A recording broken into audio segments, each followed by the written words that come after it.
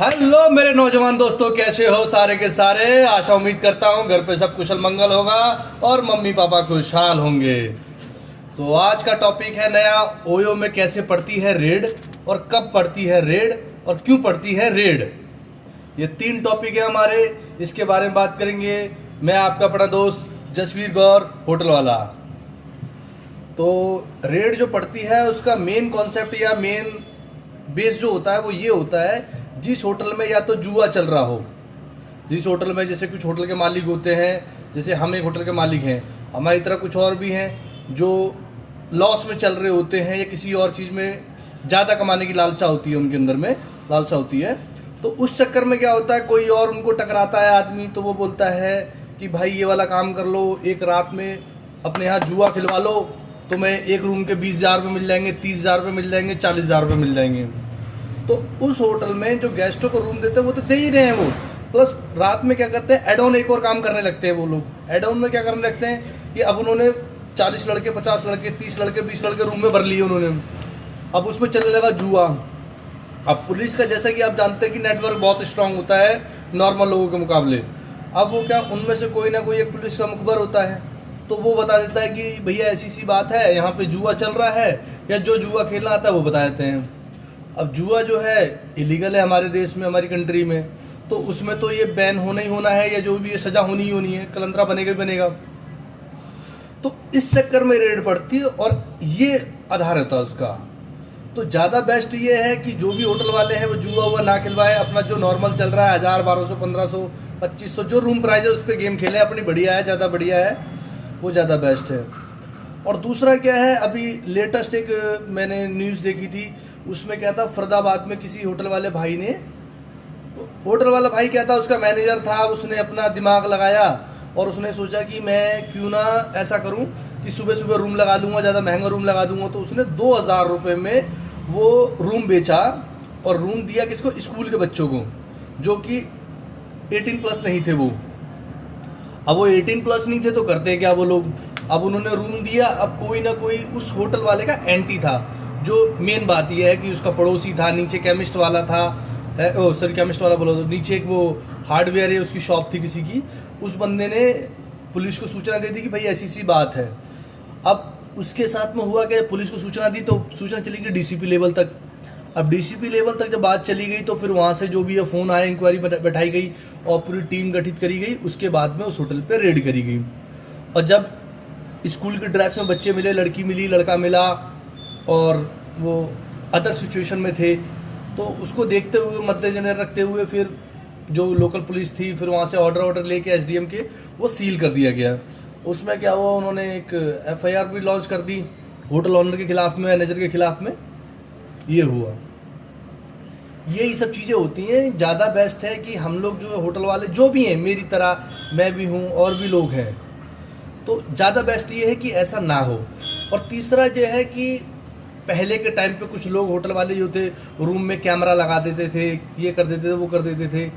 तो कैमरा आज के दौर में कोई नहीं लगाता है और ना कोई लगाना चाहता है होटल वाला, और ना ही कोई लगाएगा।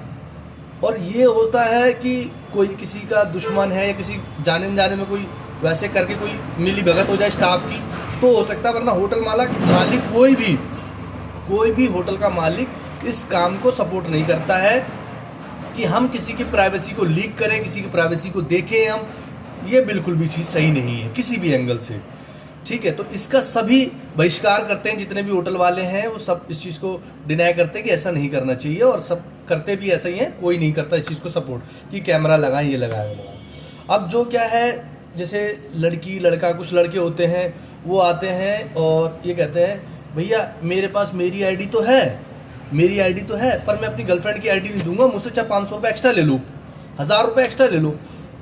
पर मैं उस भाई को ये समझाना चाहता हूँ कि भाई तुम्हारी जो गर्लफ्रेंड है, तुम्हारी उससे लाइजनिंग कैसी है ये तुम जानते हो, होटल वाले हम तो नहीं जानते तुम्हारी लाइजनिंग उससे कितनी अच्छी है कितनी बुरी है।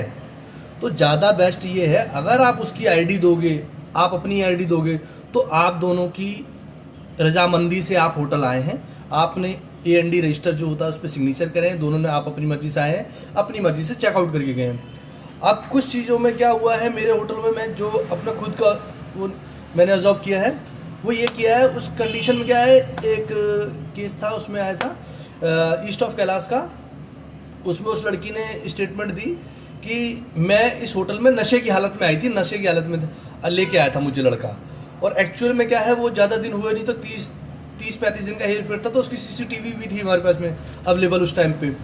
फिर हमने उसको दिखाया, फिर जो हमारी वो जो थाने में पुलिस स्टेशन में जो भी बात थी हमने उसको पेन ड्राइव में डेटा करके दिया। उन्होंने देखा कोई भी वो नहीं आया था उस कंडीशन में कि बेहोश हालत में या नशे की हालत में। तो इस टाइप का एलिगेशन लड़कों पे लड़कियां लगा देती हैं कुछ लड़कियां, ठीक है।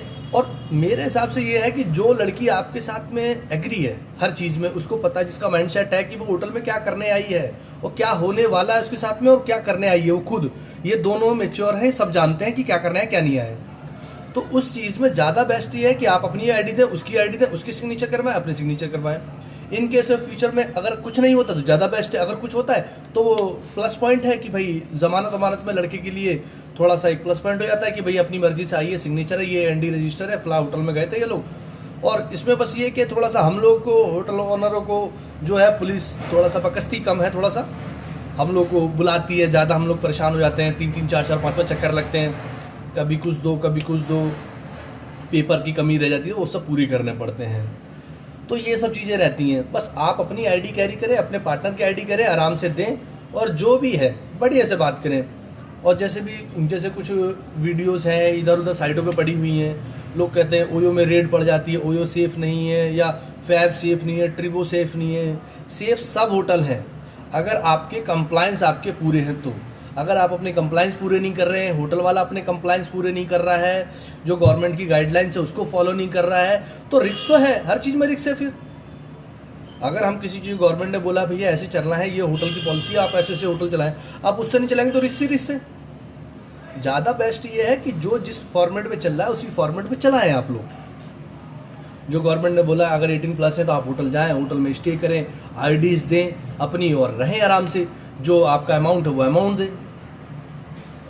अब क्या है, एक दूसरे के रेफरेंस से ही लोग आते जाते हैं होटल में, और किसी साइड वाइड के चक्कर में ना पड़े आप कि फला साइड में 90% का डिस्काउंट चल रहा है, 100% का डिस्काउंट चल रहा है, मेरे को 199 रुपये में रूम मिल रहा है, 199 रुपये में रूम मिल रहा है, 200 में रूम मिल रहा है, 500 में रूम मिल रहा है। अरे यार कुछ तो सोचो यार, 500 रुपये में कैसे? 500 रुपये तुम अपनी गर्लफ्रेंड की तो इज्जत करो कम से कम। गर्लफ्रेंड लेकर घूम रहे हो, 500 रुपये का रूम लेने आए हो तुम यहाँ पे होटल में, कम से कम 1500, 1000, 1200 नॉर्मल कैटेगरी के हिसाब से जो है, एक अपना माइंडसेट के हिसाब से सोच लो कि भाई इस होटल वाले का भी किसका लीज पे है, किसका अपना है क्या नहीं है। सोचो तो उसके बारे में कुछ तो कुछ, कि अपने ही सोच लिया भाई गए हम अपनी गर्लफ्रेंड के साथ में, बस हमें तो भाई 399 दिख गया, 299 दिख गया, अरे भाई कोई नहीं देगा इतने में ना। सोचो, इन सब चक्करों में पड़ो, आराम से बढ़िया से रहो, सेफ होटल में जाओ, बढ़िया होटल में जाओ, आराम से उससे बात कर लो भाई लाइसेंस है या नहीं है, लाइसेंस है ठीक है कोई दिक्कत नहीं है। और पहली बात तो उस होटल पे अगर लाइसेंस है भी और नहीं भी है तो आप बिल्कुल सेफ है इस चीज़ में, आप अपनी आईडी कैरी रखें। अब कोई मान लीजिए पुलिस वाले ने आपको कहीं रोक लिया, या होटल में कुछ बात हो गई, किसी बंदे ने सुसाइड कर रखा है, अब सारे रूमों की चेकिंग हो रही है, कौन है कौन नहीं है, आपसे पूछ लिया कहाँ है कहाँ नहीं है, आप फिजिकल होगी तो आप दिखा सकते हैं, ये भैया मेरी फिजिकल आईडी है देख लीजिए, मैं विशाल कुमार है, ये मेरी पार्टनर है शिवानी है, जो भी XYZ। अब क्या है, आप बोले नहीं भैया मेरे पास फ़ोन में है, हर जगह फ़ोन वैलिड नहीं है, हर जगह फ़ोन वैलिड नहीं है। तो ज़्यादा बेस्ट ये है कि आप अपने जो कंप्लायंस हैं, जो भी डॉक्यूमेंट्स हैं, कुछ एक दो जो अगर ऐसी जगह पे जा रहे हैं, होटल जा रहे हैं, तो अपने पास में हार्ड कॉपी रहेगी, फिजिकल कॉपी रहेगी, तो ज़्यादा बेस्ट है वो आप लोगों के लिए, ठीक है। तो आज आप लोगों के लिए इतना ज्ञान काफ़ी है मेरे हिसाब से। और जय हिंद, जय भारत, भारत माता की जय।